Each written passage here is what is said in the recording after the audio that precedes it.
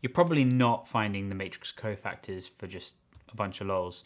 You're probably finding the inverse of a matrix or some other reason, but you'll kind of need to do this to find out what that is. So this is the matrix that we're going to find the cofactors of, and you can see that each position in the, or point in the matrix, is mapped to M11, M12, M13, and so on. And then obviously, whenever we're looking at breaking down matrices, each position once pulled out is positive or negative. So we first want to find out what the M11 determinant is, or M11. I should not say M11. I did not mean that.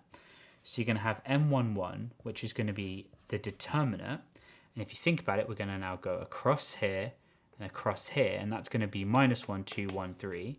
So that's going to be -1, 2, 1, -3.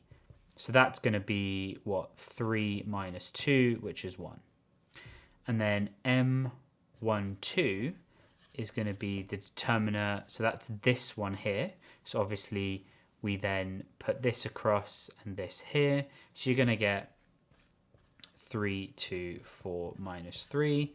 That's going to be -9 minus 8, which is -17. However, this is a negative position, so this -17 would actually go to 17.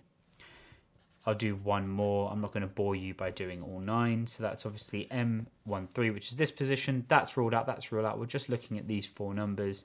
So that's going to be 3 minus 1, 4, 1. When you find out the determinant of a 2 by 2, you multiply them across, minus these 2 multiplied across. So you're now going to get 3 plus 4, which equals 7. That's in the positive position, so therefore it stays positive. We don't flip or change any signs. I'm now going to just quickly do in my head the rest. So M21 is going to be 2. M22 is -8. M23 is obviously 0. M31 is 1.